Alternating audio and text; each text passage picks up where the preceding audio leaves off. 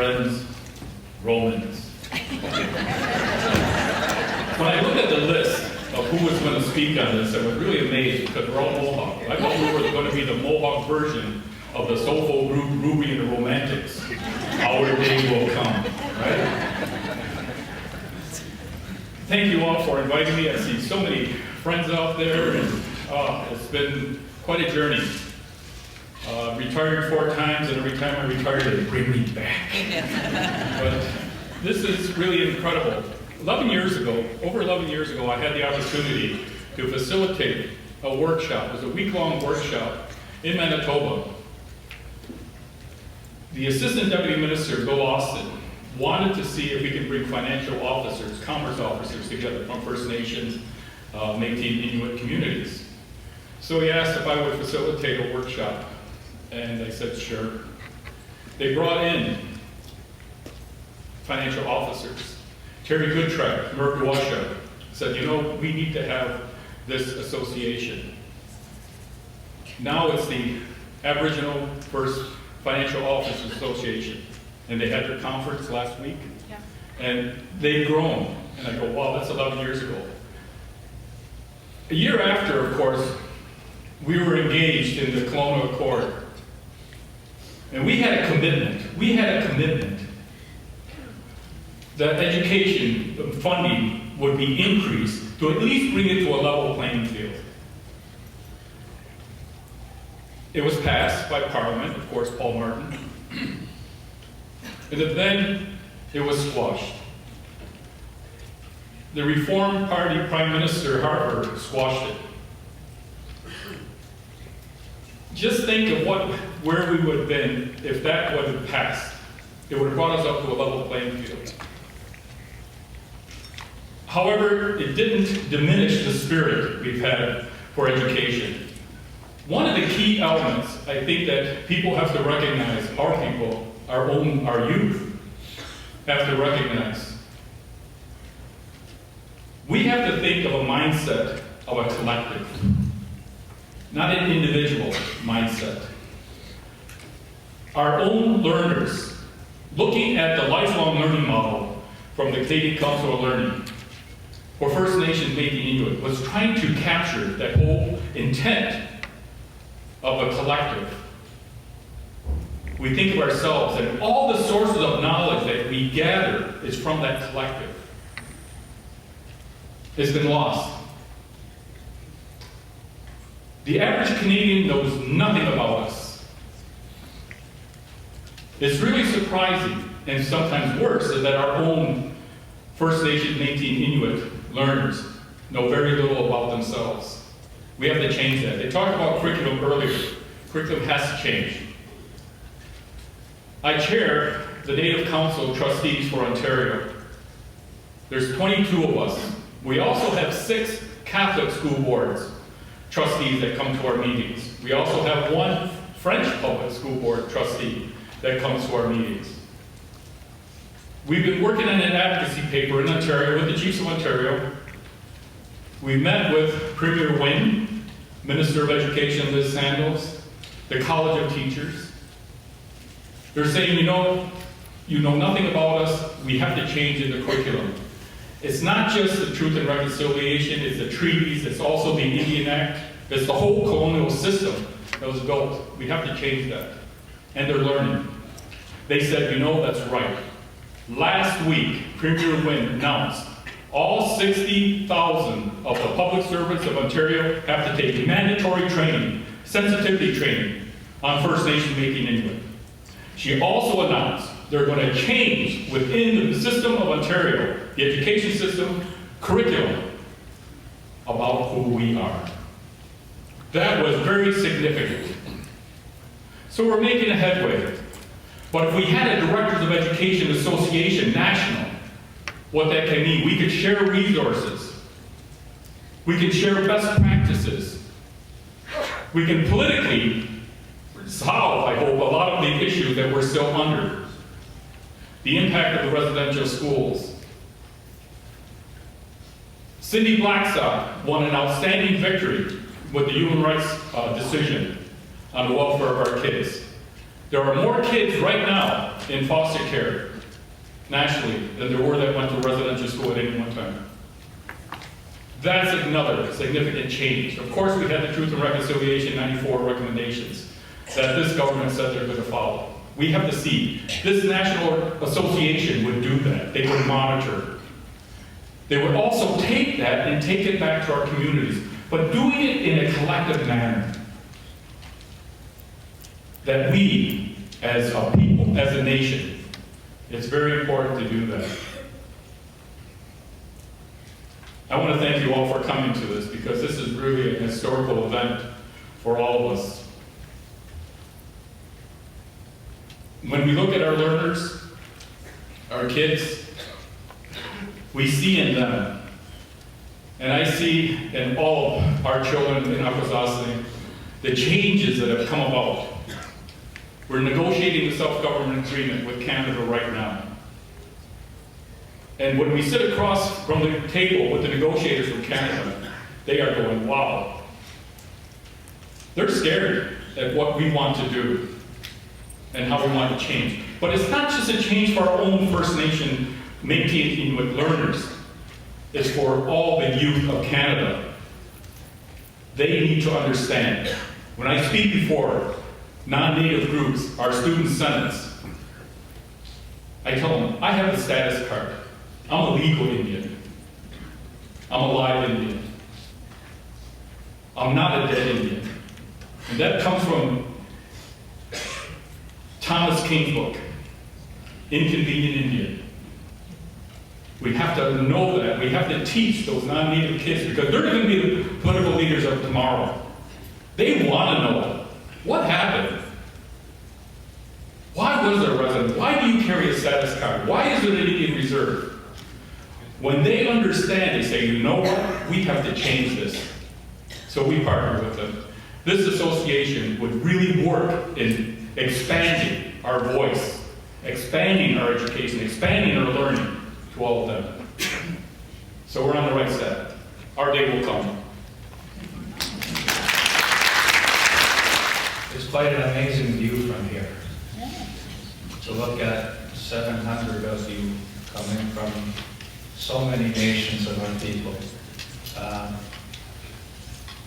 And I know many of you. I've seen you for many years. What a remarkable group of people. The experiences you bring from your nations, the experiences you carry from your ancestors, the teachings you carry, the gifts you bring from your communities. What an amazing way to come together today. This gathering is actually quite revolutionary, believe it or not. We've been trying to have a national education conference for many years, well over a decade. There have been calls to try to bring people together. And we tried for many years. I know in the time I was at AFN, I know in Peter's time, we worked hard on it. It was something where barriers were placed in our way. Believe it or not, there are still forces of oppression that continue to try to constrain us in what we do in education. We know about the funding barriers, where First Nation schools continue to be funded under a formula that was developed back before the age of personal computers. We know about the 2% funding cap on annual expenditure increases, which has been in place for 2 decades. Imagine, most of our students have come through an age where First Nation schools on reserve have been underfunded for almost 2 generations. We continue to be under an Indian Act, outdated legislation that was, the current sections of the Indian Act governing education were created in 1951. 1951. The same framework that determines how the government is going to act towards us in education is still in place since 1951. The policies and programs and regulations that flow from that legislation have guided or constrained how we're to act for that long a time. There are changes from time to time. Governments come and go. The team shirts change. Go from blue, they go to red. But the same constraints remain in place. But now we're at a time where some great promises have been made. We're being told that we're coming into a time where the funding constraints are going to be removed. Those promises have been made, and we expect them to be fulfilled. That's going to create great opportunity for us. We hope some of the other constraints are going to be removed, but with the funding, it allows us some opportunity to put some of our vision into place. I was fortunate in working with the AFN and working with Chiefs of Ontario and other places to travel across the country and meet many of you and see some remarkable initiatives. Back then I was 6 feet tall and I had dark hair. This is what happens when you work in a policy area, dealing with governments that underfund you and try to constrain you through their actions.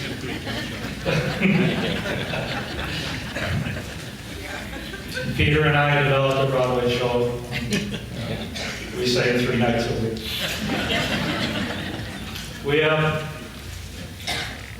in traveling across the country, we see pockets of remarkable innovation and success. We've seen some amazing early childhood education programs in our communities, where our kids are being immersed in our languages. They're being taught our cultural practices and how to relate to each other in good and kind ways. We see elementary schools in our communities where our teachers and principals work tirelessly to support those kids, where they're drawing parents in and creating true community in those schools. We see First Nations high schools in our communities, which are doing remarkable things. And we have our own First Nations post-secondary institutes, one of our greatest secrets, that do amazing work across the country. Over 40 of them. Some of them are, it's kind of a secret little thing we have. And they need more attention. And then we have some amazing initiatives, offerings that are starting to occur in mainstream institutions. But we need more. When we have a national graduation rate where only 1 in 3 students has a chance of completing high school, it means we have to do more, and we have to do it quickly. When we only have 1 out of 10 of our students who are going into an immersion environment, and only 2 out of 10 of our kids can speak our languages, it means we have to do more. We have to increase the rate of change and the pace of change. And it doesn't just fall on you. I know I see many of you. You are lifers. When you get into First Nations education, you're lifers. You've given everything to this. To those students, to your communities. It's remarkable. You have amazing commitment. But here's how we can help one another. We can form associations to strengthen our systems. Just because we're working on our community-based, jurisdiction initiative, or a regional jurisdiction initiative, or a province-wide jurisdiction initiative, doesn't mean we can't engage in professional associations, like a Directors of Education Association. We can pull our principals together. We need them to talk and share. We need teachers of First Nation students to collaborate. We need our early childhood education, our early childhood educators to be able to gather and share their expertise. We need those associations at all levels. They need to share their expertise with us and with our system. And now is the time to do it. If the constraints are being removed, the resources should be there. And I strongly encourage you to pick this up. I'm hopeful we can find a way to, all of us who are in the policy realm or in the organizations can find ways to support that. And what I've heard from the leadership today is remarkable. You know, they've heard that voice. They've heard that come from you. That's why they called this gathering today. So I hope we can move forward on that path. I'm excited to be here. It is a historic gathering, and let's make the most of it. Alan, for inviting me. Tupnini. We all know that education is a lifelong learning experience. It's a lifelong journey.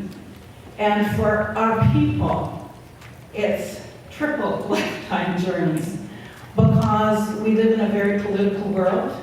We have to maintain the struggle, and our chiefs and our educators and our community leaders, we all participate in that on a daily basis, and that's evidenced by your presence in this room. I see all of you, and I want to give you a big hand, a round of applause, because you will make it happen, and together we can make it happen because it's our futures. Now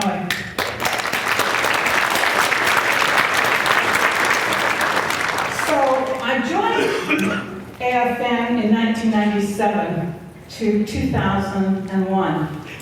And what were we working on back then? I see so many familiar faces in the room, and it makes my heart feel good because we're changed a little bit, you know? We grew a little bit wider, our hair's getting a different color.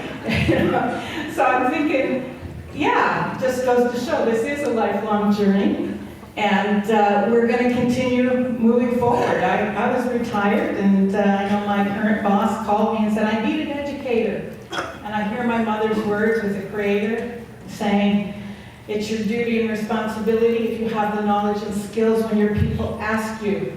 It's your duty, it's your responsibility to participate. So why are we all here? I think we're all here because it's about our children and their children. And all our future children. We have to stand up, and we have to engage. We have to participate. And I think that that's what we're doing. This room is clear evidence of that. We're not going anywhere. The policies of genocide have not worked. They have failed. And it's because of our commitment and our dedication to who we are and where we want to go. And that's why we're here.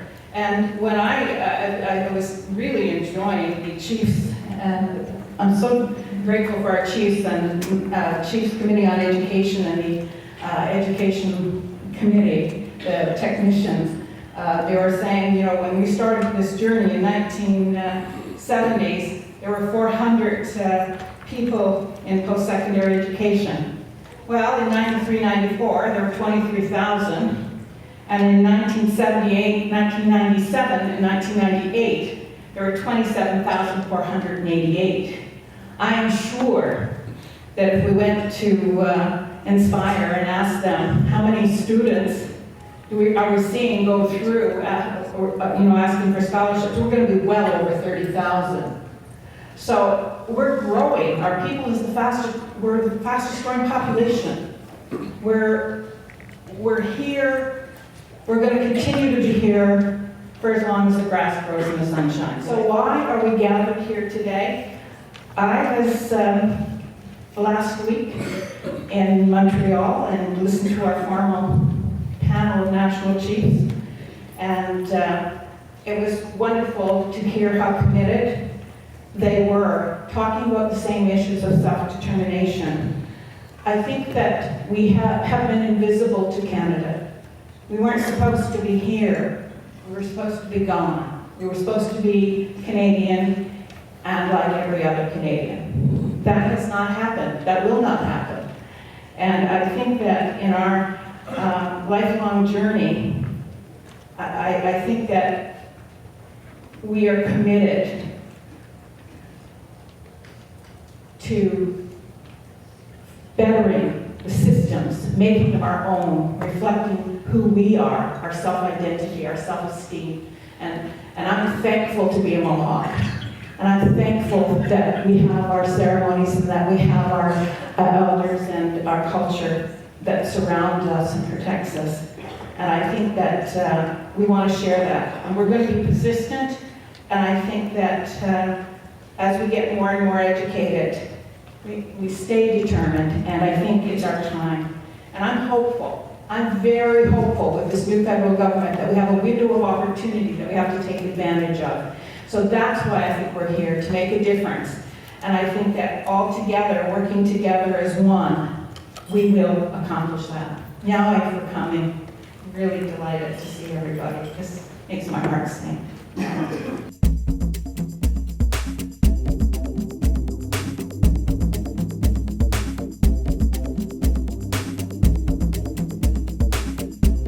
I hear words today like reconciliation. Never heard them before. We never talked about reconciliation in the early days, especially when we went into the constitutional processes. What we talked about were legal and constitutional obligations that the government had. So every once in a while our buzzwords change, but we need to get a handle on our understanding of that relationship that we want with the government of Canada with respect to our peoples first and education second. Because it's that fundamental relationship that we have to understand in order for them to make them accountable for what it is that they do. The other thing I think is important for us is to be able to figure out what kind of vision we want for our education. We talk about walking in two worlds, and I think that a lot of people will say that's the best avenue for us to proceed. I know that there was a lot of people back in that conference in '79 who said we need to walk in our world first before we ever consider walking in anybody else's world. And for us, it means that we have to be able to look at things in a bigger way, in a more holistic way, because it's about our communities that we talk about walking in our world first. It's about us being able to reconnect our political and spiritual ways together, instead of having this separation like the church and state that is predominant in Western culture. We have to be able to find a way of bringing those relations together, because it's all intertwined with our knowledge of the earth, the sky, the animals, the plants, all those things. That has to be the vision of what we teach our children if we're trying to shape our future of the world that we want to be able to come after us. And so it's really much to the details, I think, that we have to deal with. We have to develop strategic plans. And we have to do that in a way that gives us a longer-term look at things, but also the specifics that we have to be able to achieve. We have to have the capacity to assess our plans every year going forward. That's what good leadership should do in the process. And I say that leadership, it's not about elected leaders, it's not about grand chiefs, it's not about those things. Our leaders are everybody. It's people who teach a language, it's our teachers in the system, it's our administrators, it's anybody who's working for the betterment of our communities and our children. Those are our leaders. We have many talented people in our world today. And so being able to develop strategic plans, being able to do data control, and being able to develop our own data mechanisms are all things that we need to do. I was invited to this school with a non-Indian school one time in a not-so-good neighborhood in Toronto, and they had a program they were running, and they called it No Bin. No Bin stands for no bullying, no insulting, and no name calling. They later added G, which was no gossiping. But what they taught their children was how to be able to resolve disputes and how to intervene on the playground. And it's an amazing program. And so those kinds of innovative things that we need to teach our children, because that comes right out of our culture, that comes right out of our teachings. And those things that we need to teach our children, and so that we can stop the bullying. We can do all of those things. We're capable of being able to teach every one of those things. But we also have to remember, our children do what they see the adults do. And so it's up to us as adults to be able to model ourselves so our children know, and the children in our communities. We used to be able to discipline anybody's children in the community. Things were not going the way they should have gone, but we've become very nuclear in that process right now. And we need to get back to that bigger picture of being able to do those kinds of things in our communities. And so that we can build relationships again. Because that's really the role of leadership, is rebuilding our communities and rebuilding us to a place where somebody said about shaping our children, where we need to be able to go. But it's not just our children, it's all of us. We all have that place. We're all gifts. We're all sent here to do a particular a role, and before our time is up, before we journey home, we need to carry those out in the best way that we can. Initiate. Comment on us to find solutions that work for all of us. try not to exclude anybody. And that's where things start getting a little challenging, because you have to elevate things so highly that sometimes we don't see ourselves or we lose ourselves in it. But that's what it takes to come together nationally. We are diverse peoples. And it's the responsibility of leadership to find ways and means to push and direct the federal government, whether it's around legislative discussion, policy discussion, funding discussion, formula discussion, whatever it is, that we do so as a united voice. And we did that in 2010 when we ratified First Nations control of First Nations education. And in that ratification, we were strong nationally, politically, amongst First Nations, and that's what it's going to take to move any federal government, whether it's a Liberal government, a Conservative government, NDP government. Many of you have been around long enough to know that it really doesn't matter who's in power in Ottawa, we have our challenges. So it's the role of leadership to come to grips with that, to come to grips with each other in terms of the Chiefs Committee, the National Canadian Education Council, and in some ways all of you, and to advance things in an effective way. And we have been advancing things, but it's certainly not as been effective as I like and many of you like. And we're making inroads, but again, not as quickly as anybody would like. And to really focus the involvement and participation of leadership as it pertains to education in the Assembly of First Nations, our mandate is clearly Indian control of Indian education. Can't do anything other than that. We revisited in 2010, called it First Nations control of First Nations education, but essentially the same thing. That's our mandate, and we need to stay within it. We do need to find the time and space to continue expressing it, because it is a pretty high-level policy document, expressing at the national level. But more importantly, when we ratified in that resolution in 2010, where the Assembly ratified First Nations control, there's a commitment for regions to develop their own version of FNC, FNE, and advance things that way. And some of us have been doing it as a region, others have been doing it as smaller groups, treaty groups and associations and whatnot. But there's still a piece missing there. And then I'll be calling upon our leadership at the CCOE to continue that dialogue. And it's about advancing things at a political stage, recognizing that we need you in many ways right across the country, because we're actively engaged in education. We're in the trenches with you, but we also need that technical voice to support us, make that change that we want, whether it's funding, whether it's legislation, whether it's anything to do with education. Now's the time to move it. It's incumbent upon leadership to grasp the opportunity and move our agenda, our leadership agenda, to your benefit. And I think we can do that. And I've got limited time here, but there was one thing that I felt just in listening to the speakers this morning.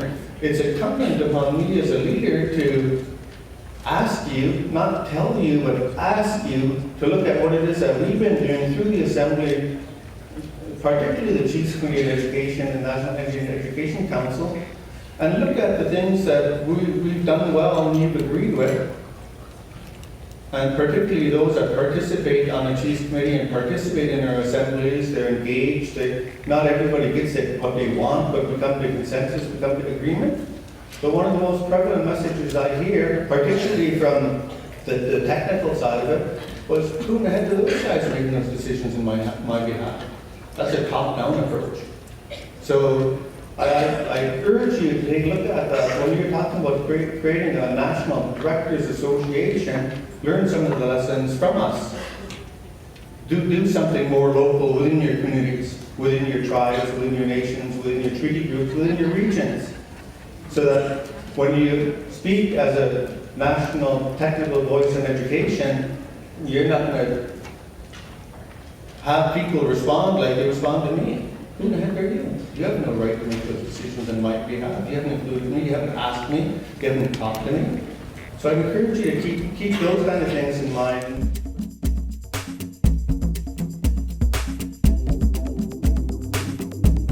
It's my great honor to be here with you and to talk about a subject that's near and dear to your heart, education. It certainly is to mine. And I want you to know that I'm a passionate proponent for equal education opportunities for all children. for the children that we have the honor of working with today, but also for the children to come. As we work through dedication, I want to thank each and every one of you for the good work that you're doing in your communities. I take every opportunity I can to thank the educators and the supporters for the work, because you're trying to make a difference in your communities and in our country and in our society. And I think right now, more than any other time in the history of this nation, it's very important to make a difference. And I say that because of three things. The Truth and Reconciliation Commission has made it very abundantly clear that education at all levels is necessary. And the recent First Nations child family case made it clear that funding must be fair, equitable, and respect the human rights of First Nations children. A recent study by the C.D. Howe Commission, a think tank, has made it very clear as well that education decisions by and for communities, First Nations communities, are the way forward. First Nations ownership of education decisions and directions for real success are required, unencumbered by the colonialism that has guided many of the policies of the Government of Canada and provincial governments of the past. So it's breaking away from that. The data is there, the stars are aligned, and I'm also a firm believer in treaty education for all children in all schools of Canada. I believe that treaty education and citizenship education for all children will make a difference in Canada as we work together with those two combined pedagogies. I've listened to the chiefs and the elders in my role, both as treaty commissioner and as chief commissioner of the Saskatchewan Human Rights Commission, that education is the new buckle, and that education will provide a generation of the future so that they can earn a living and incorporate in Canadian society in the way that they were intended. There's three important things I'm going to touch on today, and that is the importance of education and education success, and treaty education and citizenship education. I want to give you some of the tools that I think will be really important for you to use in moving forward on First Nations education. I want to talk as well about the intersection between Indigenous rights, treaty rights, and human rights. And I want to talk about the education rights that First Nations people have. And a lot of my presentation will be about education and rights, but fundamentally it's about relationships and hope. And for the last 20 years, I've said that there is hope. I believe that there's hope, and there's lots of reason to be hopeful, especially now. I'm hopeful of that because of the work of the Truth and Reconciliation Commission, and I believe people in Canada are very much listening. These issues are now on the radar screen in many, many communities, and many non-Aboriginal people realize the importance of the work of the Truth and Reconciliation Commission. I'm also hopeful because of the national inquiry that's upcoming on murdered and missing Indigenous women. Very important. The Canadian Association of Human Rights Agencies and the Saskatchewan Human Rights Commission called for that very thing 3 years ago. I'm also hopeful that people are responding to the Canadian Human Rights case, which was just delivered a couple of weeks ago. I'm very hopeful of people that are here, you people, pushing fair, equitable, and equivalent education for Indigenous children in this country. It's very, very important. As a Chief Commissioner of the Saskatchewan Human Rights Commission, I'm also the president of something called the Canadian Association of Statutory Human Rights Agencies. It's known as CASHA. That organization represents all the human rights commissions in the territorial, provincial, and federal bodies in this country. When I was Treaty Commissioner in Saskatchewan for 10 years, I had a role in creating something called Teaching Treaties in the Classroom, which was made mandatory by the Government of Saskatchewan in 2008 to be taught in all schools in Saskatchewan. This wasn't just for schools on reserves or schools that were teaching Native studies, it was for all schools. In fact, as mentioned, the UN Special Rapporteur on Racism mentioned that pedagogy was a model for all of Canada. I believe it is, and I believe that every Canadian student needs to avail themselves of that opportunity of learning. It's a very, very strong pedagogy. Every student in Canada needs to understand the two sides of the treaty story. And frankly, we owe it to them to teach it in an honest way an honest assessment of what went right, what went wrong, and why we are where we are today, and how those wrongs can be repaired in a modern context. This program was adopted in Manitoba. It's going to be adopted in Nova Scotia, as announced last October. And the Iroquois Commission in 2008 recommended that program, mandatory teaching treaties in the classrooms of Ontario in 2008. And I understand from a previous speaker that there's some movement in that. But I mean, that's been around for a long time, those ideas.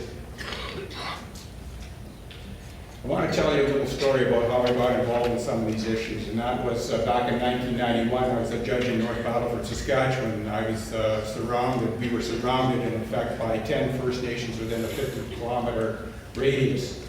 And every morning the doors of the courtroom would open, and there would be a sea of Indigenous people who come into that courtroom. You didn't have to be a genius to figure out after a while there was something very, very fundamentally wrong with what was going on in justice. And I needed some help, and I made some outreaches to some people, and I was invited to a sweat lodge in Hobima, Alberta in 1991. And I told the elder I wanted to make a contact with the people in my community, the Indigenous people. And I knew I couldn't, as a judge, go out to to Mooseman First Nation and say, hey, I'm the local judge, take me to your elders. You know, that wasn't going to happen. So I needed an introduction, and he gave me a phone number. He said, when you go back to North Battleford, you take this phone number and give this fellow a call. So I got back to Saskatchewan, and I eventually made a call. About a week later, it took a little bit of guts, I guess, to phone somebody and start asking those questions. I made the call, the fellow at the other end of the telephone. I phoned out to Poundmaker First Nation. He said, I'm the judge and local judge. And he said, yeah, I know. I've been waiting for your call for about 100 years. And he meant it. That was my first immersion into First Nation spirituality. I can tell you when I graduated from University in Saskatchewan in 1975, we didn't take anything about treaties and constitutional law. It wasn't on the radar screen. I didn't know a treaty from a tree. But thanks to the Tusis clan of the Poundmaker First Nations, they introduced me to not only pre-spirituality, but also the vital importance of the treaties and treaty relationship and the place of treaties in the future. So treaty education must be firmly grounded on the oral history of elders. Treaty-making principles from the First Nations perspective are captured in a book which I highly recommend, The Treaty Elders of Saskatchewan. Our dream is so the peoples will one day be recognized clearly as nations. I mention that book because I think it's fundamental, vital reading for every teacher in Canada and for every student in Canada. It captures First Nations spiritualities, the first time that I'm told, the first time that the pre-creation story was ever shared with the non-Aboriginal world. Inside that book, there are a number of principles of treaty making from the First Nations perspective. And in the Cree language, it's new, a Cheetah living in harmony and getting along, a Matchawin living, making a living, or the sort of the cultural imperative to make a living, with Taskawin living together on the land, Tapwaylan, speaking the truth, and Wakotawin, good relations. It's a must read because every Canadian needs to understand that, those principles. And they're unassailable. You know, they're very easily understood. I want to acknowledge as well a person who's here today, Ida Iron. Ida was the first teacher that came to the Office of the Treaty Commission when I was there, and she was the original teacher who started working on teaching treaties in the classroom. And now she's the director of education at the Canoe Lake First Nation in northern Saskatchewan. But also she was a teacher for me, because what she taught me was the fundamental imperative to ensure that language, culture, and spirituality was well understood, not only by the First Nations community, but also the non-First Nations community. And if you look at the teaching treaties and classroom materials, you'll see that that's inculcated in the materials. And if you look at the materials, which I'm going to speak about a little later, citizenship education materials for Canadians, it's inculcated in those materials as well. There's another book that I highly recommend to you, and that is Bounty and Benevolence. Why I say that is that's the first time the history of the treaties in Saskatchewan is ever captured academically. And it's very important because it talks about relationships that the First Nations people expected they would have, the same type of relationship, mutual benefit, mutual respect between the Hudson's Bay Company and themselves in the treaty relationship. That didn't happen, but we need to know and understand what that's all about. Because the treaties are fundamentally about a relationship which is yet to be implemented in a modern context. Another important book that I recommend is the Statement of Treaty Issues. This book contains a reference to many outstanding issues, particularly education. And more importantly, it contains 16 common principles that Canada and the Federation of Saskatchewan Indian Nations agree are the underlying bedrock principles of treaty making in a modern context. They were the treaty making at the time, and they have to be moved into a modern context. That's important, I think, for a number of reasons, particularly education, and there's a lot that was said on education. Mutual benefit, mutual respect are some of the principles, the honor of the First Nations, the honor of the Crown, the solemnity of treaties. I also would like to make a recommendation on two other books, Treaty Implementation, Fulfilling the Covenant. This is a blueprint for treaty implementation in a modern context, and it talks a lot about the concept of education of the non-Aboriginal public as well as the First Nations. The second book I'd like to recommend as well is The Evolving Canadian Crown, because it's a book that highlights the need for an independent officer of Parliament to hold governments accountable for implementing treaty rights and Indigenous rights, and the mechanism to do that, and I commend that to you. With respect to the education, I want to say that I know that Chief Gamble is here, Rick Gamble from the Iroquois First Nation, and he was at the treaty table and started to talk about education in a real way. He led for the FSIN. And those issues that he talked about at that time are certainly very, very important here in the future. When I talk about public education, I always talk about an understanding, and certainly the understanding that has to be conveyed is the fact that everyone is bound by treaty, everyone is protected by a charter of rights and freedoms in this country, and the Constitution of Canada incorporates treaties right in the Constitution, which is the fundamental law of the land, the superior law of the land. It has to be honored. And we're all treaty people. That's an important phrase because it really captures the idea that every person in Canada, newcomers and others, benefit from treaty making. So we're all treaty people. It's become part of the lexicon of Canada, but it's a motto. And a motto alone is not enough to generate understanding. Treaty education has to provide the basic details of our shared history, including those actions that don't reflect very well on this country. We also have to find ways to explain ideas like treaties, the Royal Proclamation, and the Indian Act. Often, depending on the audience, I would say that treaties are essentially contracts, and of course contracts have to be honored. Sometimes I spoke about treaties as a covenant, and I said that because of the elder Danny Musqua and the late elder Alma Kaitoha, who always talked about three parties being principal in treaty making and present: the Crown, the First Nations, and the Creator. And that particular reverence and for the solemnity of treaties is very, very important. You know, it surprised people when I talked about treaties, about the historic nature of treaties.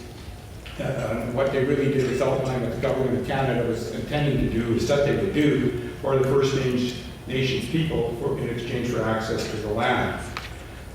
Those treaties are a blueprint for living together, and they're just as good today as the day that they were entered into.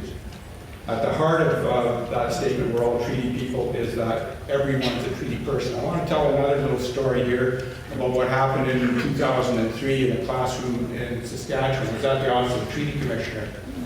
I invited a grade 3 class from Iroquois First Nation and a grade 3 class from, I would call it a middle class area of the city of Saskatoon. So there's about 60 students in the room. And I had invited the Governor General of Canada, Adrienne Clarkson, to come and see this. She was in town for a few days doing some other work, but she came over to our office and I brought the kids together in the classroom and said to the children, who here is a treaty person? And in that classroom, every single student's hand shot up because everyone was taught that they were treaty persons. So if you teach it, people will believe it and understand it. That was in 2003. Those children were in grade 3, so in 2012, many of them graduated from grade 12. So in other words, if you teach it, it's similar to the chief's story, the Grand Chief's story here this morning. I've seen it, and I know that it's well understood. If you go into the classrooms of Saskatchewan, or the hallways of schools in Saskatchewan, you see treaty maps and treaty materials on a regular basis. Very, very important. I want to mention the C.D. Howe Institute commentary just recently, where it was cited that First Nation children with low levels of education face a future plagued by unemployment, poverty, limited social and economic opportunities, crime, health problems, and an ongoing reliance on federal and provincial government for housing. It's a bleak prospect. And it should make improving educational results for on-reserve students and all First Nation students imperative for BANS, the AFN, and the federal government. The authors of that report have challenged governments to do something. They have shown just how dire the situation is. But again, I want to say I have hope, and that hope is rooted in the power of education and the ability of you as teachers, educators, and directors of education, the people that are here today, to take action with this opportunity that's now unparalleled in Canada to do something about that. In my work as a Human Rights Commissioner, I've championed the power of education to make a difference. And this work focuses on citizenship education, and I'll talk a little bit more about that citizenship education in a second. But I want to say that educating all students about the need to understand their rights of citizenship, the need to understand and demonstrate respect for every citizen, and the responsibility to act upon that is very clear. The key word is action. That is the need to act on what is taught in school, what is learned, and the need to act to make a difference. The Truth and Reconciliation Commission carefully assembled encompassing, impassioned, and clear calls to action. Actions that will change the lives of Indigenous people who have been affected by the residential school system. And those actions, if taken, will also go some great distance, in my opinion, to heal the relationship between Indigenous people and other Canadians. It was just over a month ago that the Canadian Human Rights Tribunal said that the gap in child welfare between First Nations children on reserve and non-First Nations children elsewhere in Canada is a gap that must be evened out. Personally, I think that's absolutely true, and this can be done. The Human Rights Tribunal, in its decision, was unequivocal in this regard. This decision stated many things. I'm just going to highlight three of them. One, that substantive equality will require focusing on the distinct needs and circumstances of First Nations children and families on reserve, in consideration of their cultural, historical, geographic needs and circumstances. Secondly, the impact of the residential school system, its history, and its transformation into an aspect of the child welfare system and resulting intergenerational trauma needs to be specifically addressed. And Canada has made commitments to children and Indigenous people both domestically and internationally in which Canada must adhere. I'll talk about that in a second. The federal government is obliged to ensure that its involvement in the provision of child and family services does not perpetuate the historic disadvantages endured by Indigenous peoples in this country. What it means to me is that we're talking about a gap in funding, but that's not evening things out. It's about making things equal.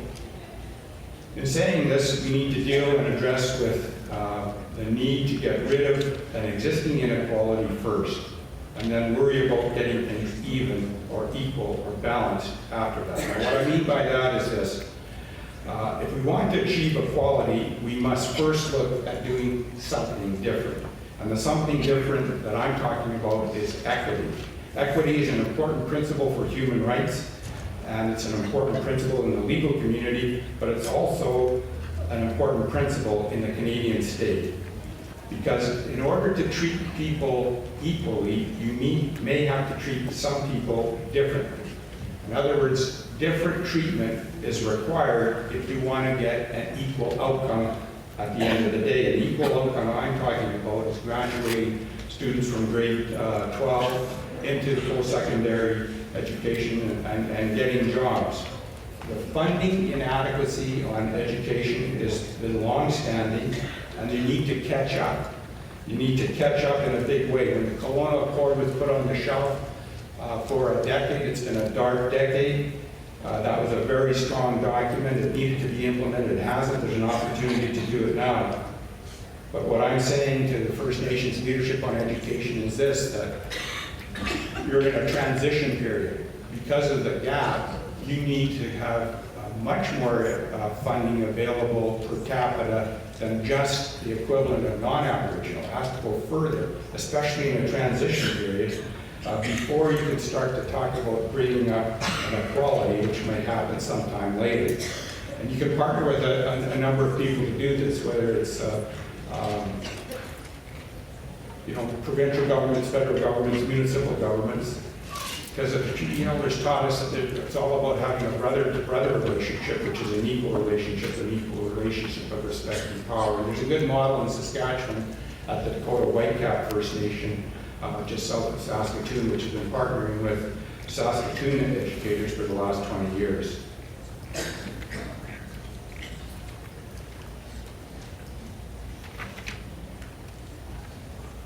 When I was Treaty Commissioner in Saskatchewan, the Government of Canada, the Federation of Saskatchewan Indian Nations, and the province made a joint and separate statement about education. I'd like to walk you through some of the thinking there, because I think it'll inform some of your thinking and ideas where you want to take this today. I'm going to here quote one of the elders from the Treaty Elders book, Elder Ben Lachance, and he said that I very strongly believe that the education systems should consist of a holistic education and not just book learning. A person should know how to survive in the bush.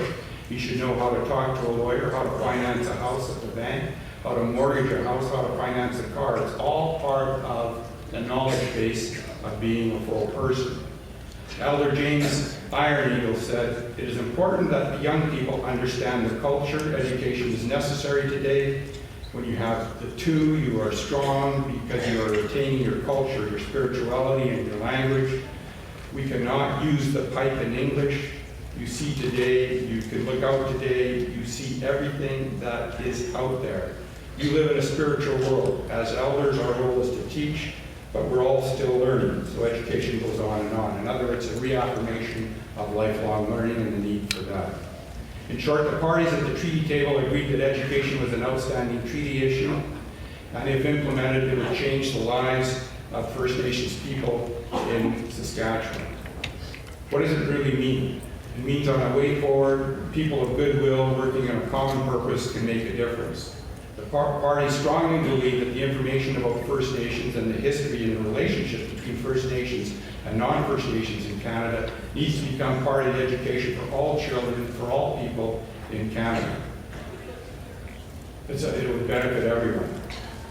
And I say that in looking for equity as the tool, looking at equity as the goal, closing the gap, as the Chief has talked about, is treaty implementation in a modern context.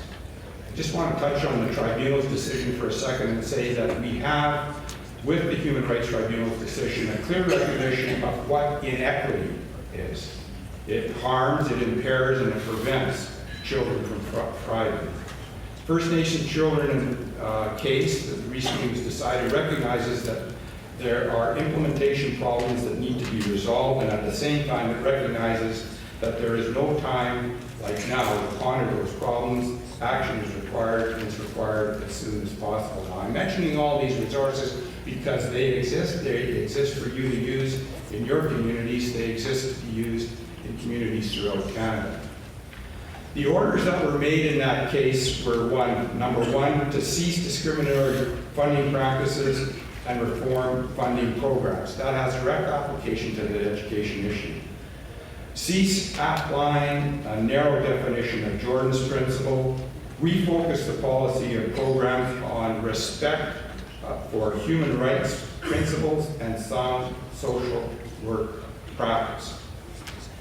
In light of the Tribunal's decision, which is a clarion call for action to change, I believe that the time has come to make this happen, to make it happen now. I want to touch on the intersection of human rights, Indigenous rights, and treaty rights. Why? Because they're indivisible, they're interconnected, they're interrelated, they're independent, And these are tools that you can use in your forthcoming discussions with the Government of Canada and as you work in a brother-to-brother relationship with other governments to try and implement First Nations education controlled by First Nations people. The intersection between those three things, treaty rights, Indigenous rights, and human rights, is in justice, education, health, shelter, child welfare, and employment. In other words, it directly affects the lives of First Nations people on a daily basis in this country, and it's very hugely important. All human rights commissions in Canada have a role to play. They have a broad mandate to protect and promote and educate on human rights, and all human rights commissions in Canada have an important role to play in reconciliation. Those agencies in each province and territory in Canada are very, very important. The Canadian Association of Human Rights Agency has acted very clearly on some things. The UN Declaration on the Principle of the Rights of Indigenous People is very important in 2012. Also, CASHRA passed a motion on murder, missing women and children in February of 2013. In January, CASHRA wrote a letter to Pope Francis to support the TRC's call and the Grand Chief of the AFN's call for an apology by the Catholic Church and a call to repudiate the doctrine of discovery and the systemic racism that it has promoted. Also, last week we made a call, wrote a letter to the Government of Canada to call upon them to develop, in partnership with the Aboriginal peoples of Canada, implement a national action plan that will focus on urgent attention and addressing and preventing the root causes of violence in this country.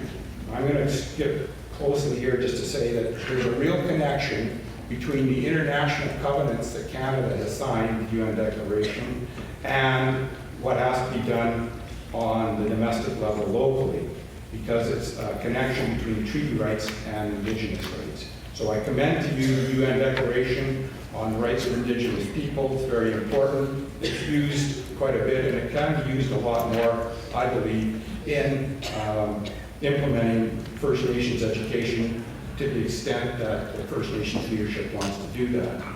I'm going to touch really quickly on this new pedagogy that's available as well.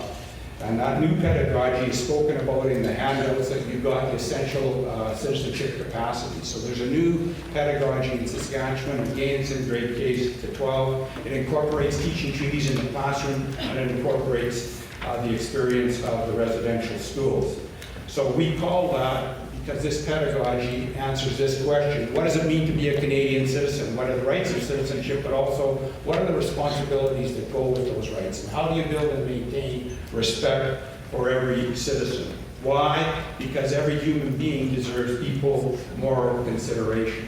When I talk about those responsibilities, I say there's three fundamental responsibilities. Number one, know and understand your own rights so you don't knowingly transgress the rights of others.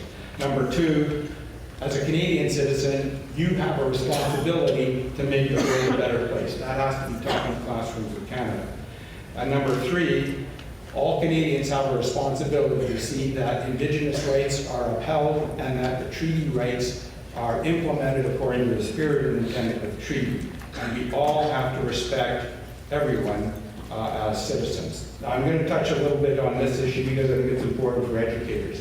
As an example, the grade 6 resources are such that students learn about privilege and marginalization. They're taught about that in diversity wheel. That's very important. Teachers are allowed the capacity to pull in current events and issues in which students might be interested in. Why?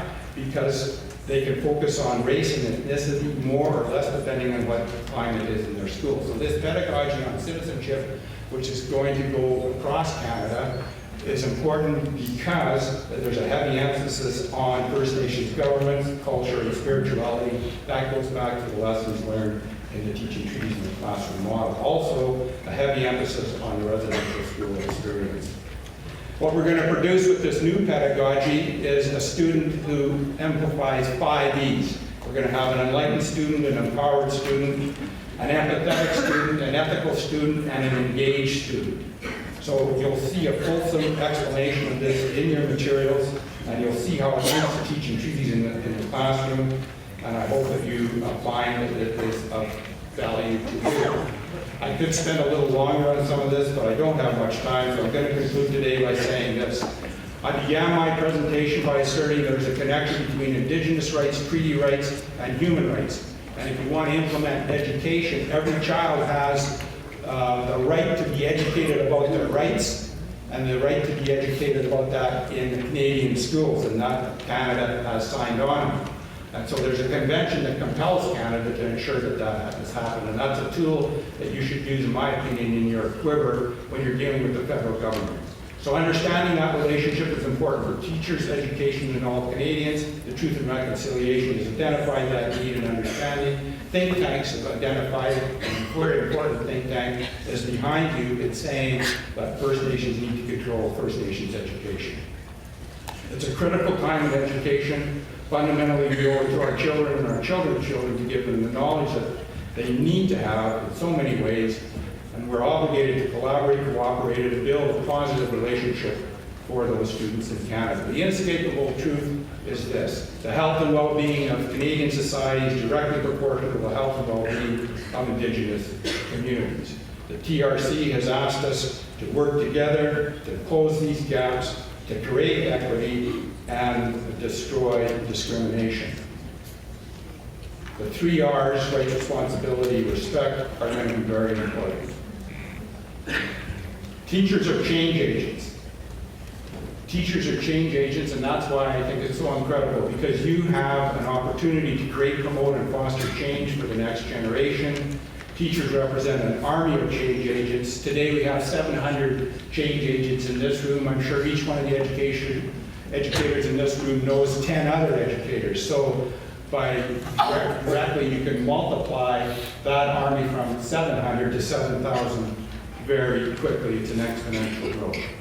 So at the end of this, I say this: what do we need in Canada? We need harmony. How do you get harmony? You need reconciliation. How do you generate reconciliation? You need respect. Where does respect come from? It comes from empathy. Empathy is generated from understanding. How do you get understanding? You need knowledge. How do you get knowledge? You need education. Education is the fundamental foundation stone to create the reconciliation and harmony we need in this country. At the start of my presentation today, I said there's hope. My personal hope is that the First Nations take the rightful place in the Canadian state. My personal hope is that First Nations people will enjoy the peace, the prosperity, and the harmony that's the very essence of this country. And I know there is hope. Hope for a better partnership, hope for a better relationship between Indigenous peoples and other Canadians. And the hope that I speak of is right here in this room right now, because the hope I'm talking about is ultimately in your hands and in your hearts. Thank you very much.